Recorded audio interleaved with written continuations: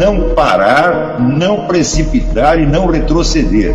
Então dizer para esse cara, sabe quando nós vamos parar? Nunca. Nunca na sua porca vida. E aí pessoal, tranquilo? Então se inscrevam no canal, comentem, curtam, compartilhem. Isso ajuda bastante nosso canal. Quem quiser ajudar a gente de outra forma, os links estão aí na descrição do vídeo. Temos Apoie-se, tem o apoio coletivo e também quem quiser ser membro ou participar da nossa vaquinha. Sigam nas redes sociais, os links estão aí na descrição do vídeo. Então é isso aí, sempre com Deus, pátria, família e liberdade por um Brasil melhor. Valeu pessoal, fiquem com Deus.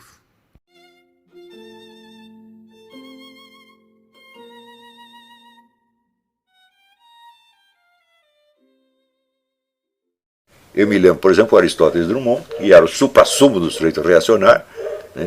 Sempre foi apologista do governo militar. Ele tinha uma festa anual que ele dava no seu aniversário, que metade dos convidados eram comunistas. Todo mundo amigo dele, ele disse: eu sou amigo de todo mundo. Isso é característico. O Zé Guilherme Melchior fazia a mesma coisa. Paulo Francis, a mesma coisa. Quer dizer, o Paulo Francis cultivava a amizade, ele precisava do apoio dessa pessoa que ele considerava seus amigos. Então tudo isso que é escravidão mental. Então, também o Reinaldo Azevedo falou: bom, eu tenho que fazer um agradinho na esquerda, pelo menos, para mostrar que eu não sou tão direitista assim. Falou: uai, mas quando que algum esquerdista teve a preocupação de mostrar que não era tão esquerdista assim? E bajular alguém da direita só para dizer que olha como eu sou democrático, olha como eu sou superior, olha como eu sou generoso. Nenhum teve jamais essa preocupação. Ao contrário, eles, quando abriam a boca para falar de alguém da direita, eles não poupavam palavrões, achincalhes, esculhambação, escrotidão, não tinha limites, tá certo? Então você vê que um lado estava investido da autoridade moral e o outro tinha de ceder, né? Fazer concessões para não parecer um brucutu direitista, tá certo?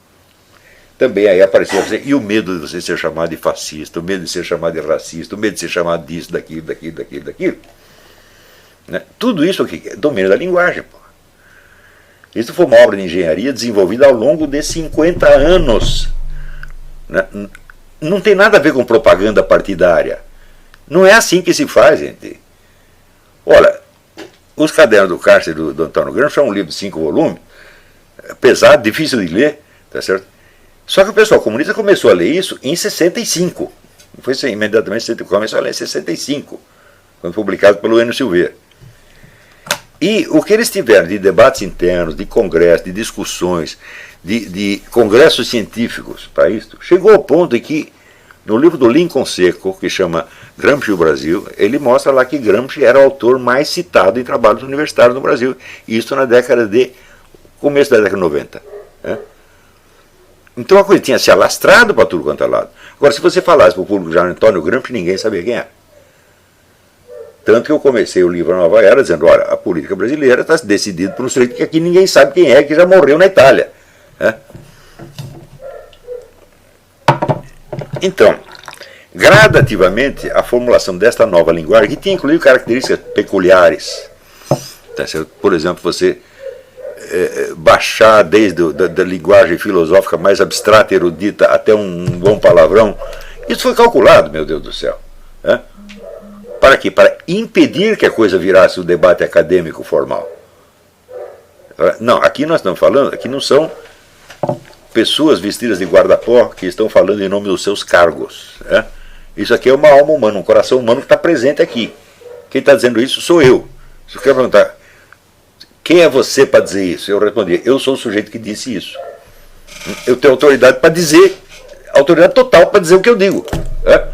Não fui eu mesmo que disse? Então pronto. Agora você, diz aí o que você tem a dizer. Não interessa se você é professor, doutor, senador, bispo, papa. Não é disso que eu estou falando. Eu estou falando do seu cargo, estou falando da sua pessoa real, de carne e osso.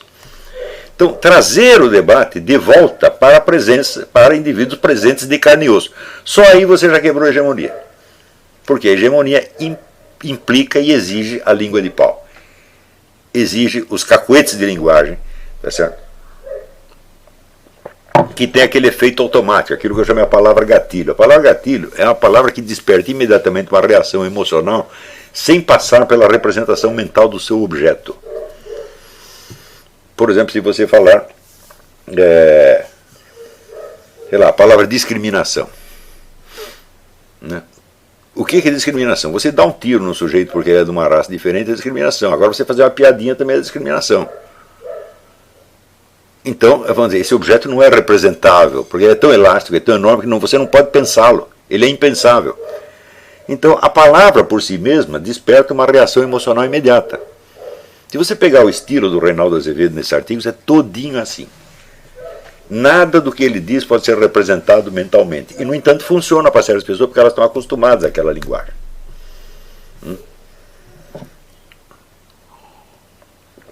Então, se nós vemos, quando começou, vamos dizer, a aparecer uma oposição política ao grupo dominante, para vocês verem, por exemplo, quando foi a primeira vez que o Reinaldo Azevedo usou a expressão Foro de São Paulo? 2008. Eu já tinha falado disso para ele no mínimo em 99. Leva mais 9 anos para o homem começar a abrir a boca. Por quê? Teve que adaptar a mente aos poucos. Teve que se preparar psicologicamente para isso. E os outros ainda continuaram com inibição. Veja, o Foro de São Paulo é só um detalhe no meio da hegemonia, tá certo? É uma coisa insignificante no meio de todo o oceano de manipulações hegemônicas, tá certo? Mas mesmo isso não podia falar. Só começaram a falar quando o próprio PT os autorizou a falar. Né? Quando o Lula fez aqueles 2 discursos em 2005, confessando tudo, que está no meu artigo Lula Réu Confesso, e quando no 3º Congresso do PT fizeram o vídeo reconhecendo o Foro de São Paulo comando estratégico do movimento esquerdista na América Latina. Bom, aí não precisava mais esconder. Se o próprio bandido confessou o crime, você não tem mais como. Mesmo assim, a inibição continuou. E quando começou a campanha mais grossa contra o PT, a campanha se centrou no fenômeno da corrupção. Não da hegemonia, não do controle hegemônico, não no aparelhamento do Estado, em suma, não no lado da estratégia comunista concebida para dominar tudo. Ora, corrupção é um instrumento mais velho de ação dos comunistas, meu Deus do céu. Então, não há novidade nenhuma. Agora, se você fala apenas da corrupção, como se fosse apenas um crime comum, você está isentando o acusado de qualquer comprometimento político. E você está fazendo com que a facção criminosa ela só apareça como criminosa na medida em que ela, aspas, traiu os seus próprios ideais. Quando, na realidade, o mensalão, o petrolão, etc., nada disso é traição ao ideal comunista. São meios normais de ação do comunismo no mundo inteiro. A história do comunismo prova isso aí. Então, mesmo aqueles que eram antipetistas não eram anticomunistas. E se fosse anticomunista, tinha que ser só um pouquinho.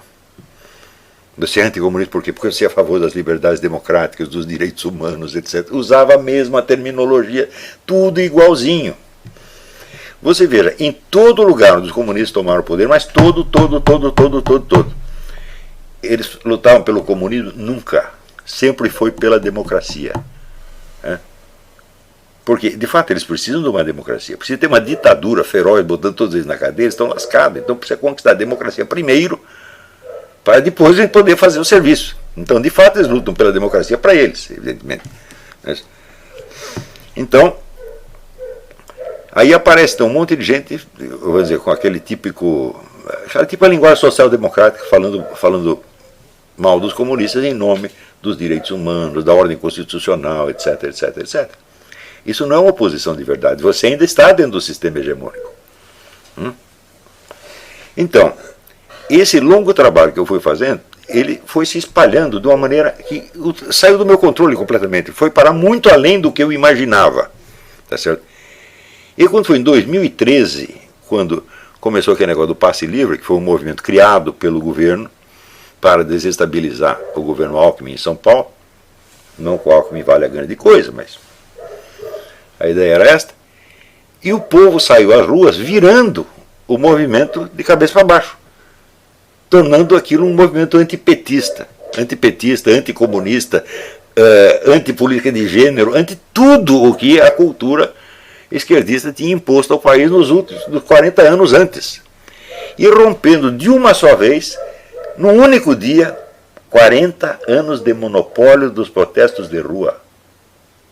Ou seja, todos os protestos de rua havidos desde os anos 60 do século passado até 2013, 50 e tantos anos, né?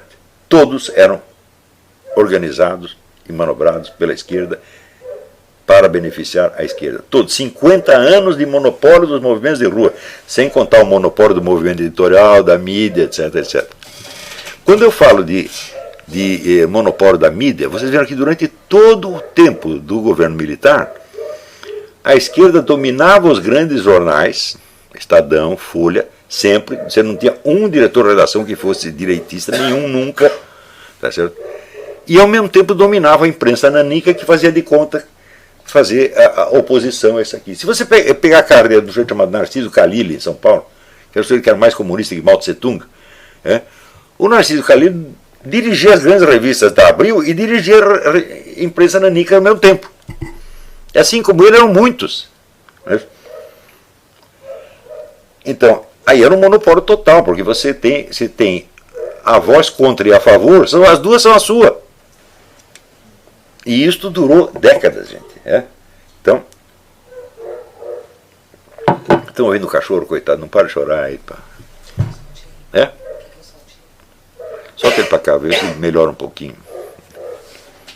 Fica aqui dentro, ele chora, fica lá fora, ele late, não tem o que fazer. Coitado, está neurótico completamente, não está entendendo nada do que está acontecendo. Mais ou menos que nem o povo brasileiro, né? Então,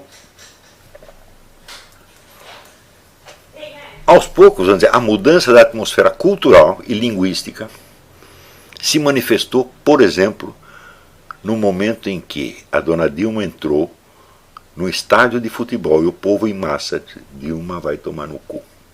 Isso é um fenômeno inédito na história universal. Quer dizer, você vaiar é uma coisa, você xingar, e um xingamento de tipo humorístico, não é um xingamento agressivo, é um xingamento de quem está gozando da cara dela. Não é isso? Os palavrões brasileiros têm essa característica. Se comparar, por exemplo, o palavrão brasileiro com o palavrão espanhol, ou até com o palavrão americano, eles são feitos para ferir. Né? O brasileiro não, é para esculhambar, para tornar o sujeito objeto de riso. Né? Então, mostrando um desrespeito, bem-humorado, na verdade. Não é que estamos com raiva de você, nós ligamos para você para mim não vale nada. Né?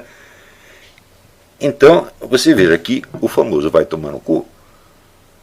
Quem começou fui eu, meu filho. De propósito. Não é que eu sou um cara que gosta de xingar os outros. Não. Eu pensei e falei, não, nós temos que fazer uma coisa na qual eu estou aqui explicando Aristóteles e daqui a pouco mando o nego tomar no cu, porra. Para quê? Para você quebrar aquele tipo de solenidade que separa os setores da sociedade. Aqui estão as pessoas bem educadas, polidas, etc. Lá estão os bregas, os bêbados, etc. Não. Aqui é tudo a mesma coisa, meu filho. Então, esta criação desta nova linguagem, né, que dizia o Bruno, você mistura a linguagem erudita com os sermovulgares. Né? Então, é os sermovulgares, de fato, isso aí. Né? E teve um americano que também falou a mesma coisa. Falou, esse sujeito, eles têm um estilo barroco, porque ele mistura o imisturável. Eu falei, mas foi feito de propósito, para dissolver as barreiras que mantêm as pessoas amarradinhas nos seus lugares e permitir que elas digam o que estão percebendo. Né? Então, a primeira manifestação anti-governo que teve no Brasil foi fruto exclusivamente disso. Não havia nenhum movimento organizado, não tinha MBL, não tinha Vem Pra Rua, não tinha coisa nenhuma. E aconteceu. Foi a partir daí que pessoas da direita, entre aspas, ou que se considerava de direita, viram a possibilidade de criar movimentos. E criaram, e em seguida houve as manifestações de março, e a partir da manifestação de março houve um elemento novo na história, que era o seguinte: você pegar toda aquela massa de sentimentos hostis voltados contra o governo, que já se manifestavam em xingamentos públicos, já não podiam aparecer em lugar nenhum, que eram xingados, né?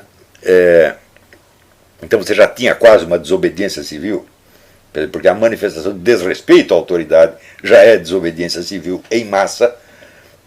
Então você já tinha montado a desobediência civil. Falei, bom, agora nós precisamos canalizar isso aqui para obter algum resultado politicamente proveitoso.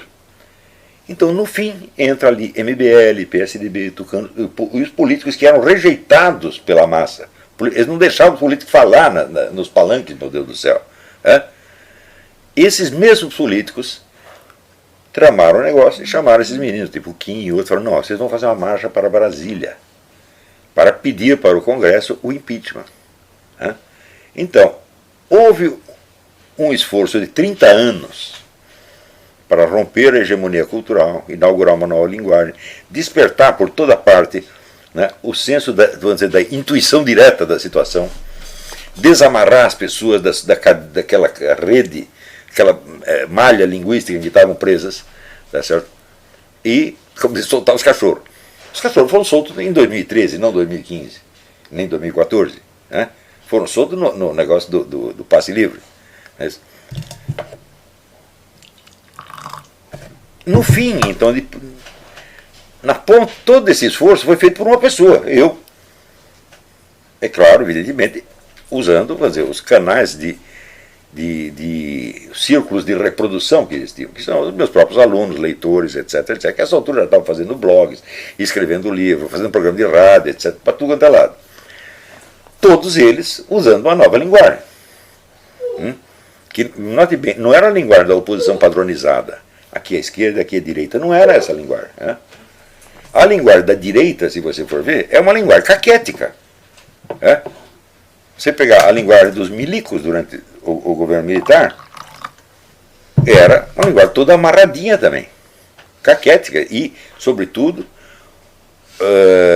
onde eles faziam sempre o papel das pessoas limpas, puras, etc, etc. E o outro lado são os bandidos. Né? Então, a linguagem com aquela falsa solenidade brasileira, que não tem a linguagem totalmente formal. Se você comparar, por exemplo, os discursos de presidentes brasileiros com os dos presidentes americanos, você fica chocado. Porque os presidentes americanos, metade deles fizeram carreira na base da piada. Abraham Lincoln fazia sucesso por causa das piadas. Ronald Reagan por causa das piadas. Não é isso? O único sujeito que se elegeu com linguagem formal, sem nunca fazer piada, fazer graceira, nada, foi o Eisenhower. Mas o Eisenhower foi eleito por quê? Porque ele era o comandante das tropas da Segunda Guerra, era o homem que tinha maior prestígio. Então, mesmo que ele não falasse nada, ele seria eleito. Mas, em geral, as comunicações verbais de presidentes americanos são de uma informalidade, assim, é como um pai falando com a sua família, com os filhos, com os primos, etc, etc. Sempre foi assim. Agora, no Brasil, não. É aquela linguagem de oratória forense. São todos assim. O Michel Temer ainda fala assim. Claro, comparado com a Dilma é muito melhor, sem dúvida. Mas ainda é aquele negócio amarrado, preso. Onde a verdade não pode penetrar, meu Deus do céu. Se você formalizou a linguagem e já criou, vamos dizer, um sistema de convenções linguísticas, você só pode dizer o que esse sistema de convenções permite, você não pode dizer mais nada. Então isso aí, em primeiro lugar, acaba a literatura. A literatura, como já dizia o Martin Amis, é filho do Kingsley Amis, escritor comunista inglês, que virou, sua vez, anticomunista. Ele define a linguagem como uma luta contra o clichê. Clichê, chavão, língua de pau. Né? Então, só pode existir literatura onde as pessoas conseguem usar uma linguagem personalizada que não admite o clichê. E a literatura no Brasil acabou. Na década de 60, o Brasil tinha escritores de primeiríssima ordem. Né? Você tinha Carlos Drummond de Andrade, Manuel Bandeira, Jorge Amado, Herberto Salles, né? Josué Monteiro. Era um negócio que não acabava mais. Né?